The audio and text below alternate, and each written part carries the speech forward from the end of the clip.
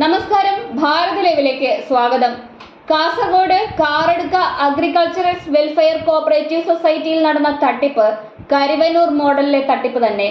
സഹകരണ വകുപ്പ് ഓഡിറ്റർമാർ സൊസൈറ്റിയിൽ നടത്തിയ പരിശോധനയിലാണ് ക്രമക്കേട് കണ്ടെത്തിയത്.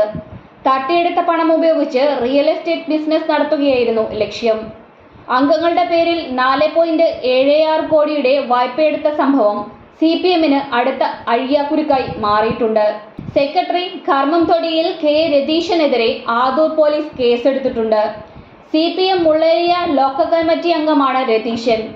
വിവരം പുറത്തു വന്നതോടെ രതീശനെ പാർട്ടിയിൽ നിന്ന് പുറത്താക്കി തലയൂരാനുള്ള ശ്രമം തുടങ്ങിയിരിക്കുകയാണ് CPM.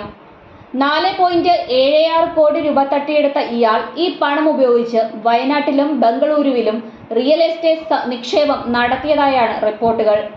എന്നാൽ ഒളിവിലായ രതീശനെ പിടികൂടാനുള്ള ശ്രമത്തിലാണ് അന്വേഷണ സംഘം.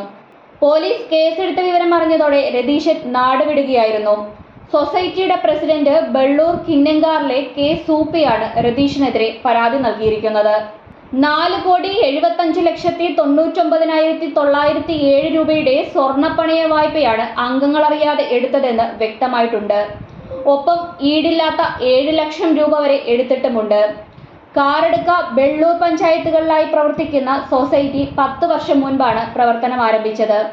സംഭവത്തിൽ മറ്റു ജീവനക്കാർക്ക് പങ്കില്ലെന്ന് നിക്ഷേപകർക്ക് പണം നൽകുമെന്നും CPM പറയുമ്പോഴും ഒരാൾക്ക് ഒറ്റയ്ക്ക് ഇത്രയും വലിയ തട്ടിപ്പ് നടത്താൻ കഴിയുമോ എന്നത് വലിയ ചോദ്യമായി അവശേഷിക്കുകയാണ്.